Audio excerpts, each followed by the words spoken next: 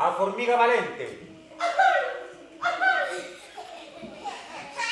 que traballa no frío e no quente. Uns días con azucre e outros con semente. A adaptación teatral da Galiña Azul fixo gozar e aprender os xeos escolares do Colexio Xoán de Requeixo de Chantada no Auditorio Municipal.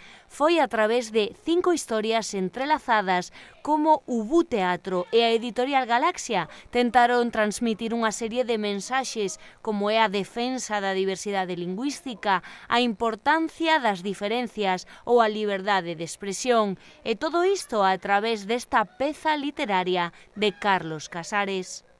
O libro orixinal son 5 contos, hai dúas partes ou 3 que son dúas da Galiña Azul, a historia en concreto, o que pasa que nós fixemos unha dramaturxia onde todo estivese unha conexión, unhas partes coas outras partes.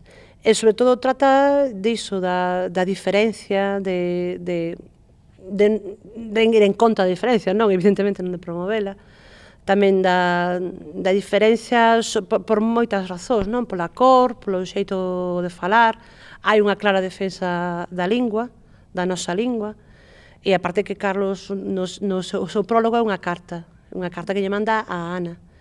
E nese prólogo fala claramente de que non se pode esquecer nin quen somos, nin de onde somos, nin como somos, nin en que lingua falamos. Ubú Teatro emprega diferentes técnicas como a narración oral, a manipulación de monicreques ou o clown para trasladar unhas historias tremendamente actuais na súa temática.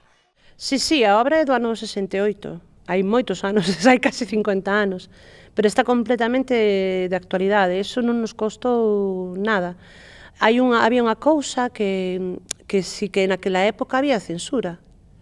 Entón, iso tamén queríamos deixar claro entre os pequenos que había veces en que non se podía falar. Incluso agora tampouco se pode falar de moitas cousas, aínda que aparentemente sí que se poida. Sigue habendo unha censura filtrada, bueno, pero sigue habendo, tampouco se pode falar exactamente tanto, daquela peor. Entón sí que hai unha rebelión, o pobo rebélase contra unhas ordes inxustas por causas inxustas, por causa da diferenza, e que a diferencia está a tantos niveis sociais, e os nenos teñeno bastante claro, o sea, son moi conscientes do que está pasando a ese nivel seu.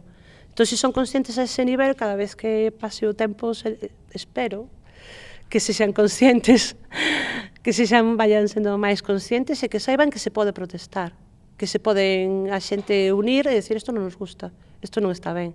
Os nenos marcharon de volta cun libro na man, un agasallo co que poderán volver conectar coas historias desta literaria Galiña Azul. Dende o centro valoran este tipo de accións para a introdución cultural e a educación en valores dos raparigos. A actividade foi organizada dende a biblioteca do Colexio Xoán de Requeixo.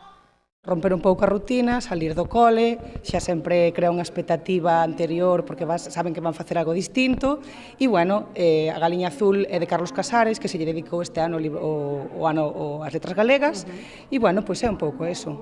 O ano pasado estivestes no cole traballando tamén moito este tema, non? Claro, entonces traballouse no curso anterior e como os nenos xa coñecían a historia, xa conocían a Carlos Casares, pois, bueno, era un pouco como rematar o ano cas letras galegas e nada, prepararse para o ano que ven a ver se podemos traer outra obra de teatro. Que nenos, que cursos asistiron? A obra estaba enfocada para todo infantil e primaria, adaptase así para todos e, bueno, veu todo o colexio, entonces moi ben. Dende o mes de marzo, Ana Carreira e Manuel Polo levaron unhas 70 representacións por toda Galicia e deica este final do ano no que as letras se dedicaron a Casares non pararán de levar a Galiña Azul a multitude de recunchos.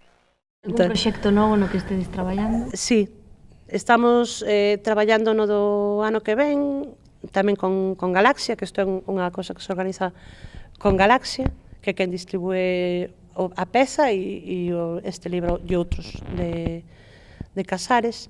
E o ano que ven a homenaxeada das letras galegas é María Victoria Moreno e nos estamos preparando unha peza de María Victoria Moreno, unha de Leonardo dos Fontaneiros.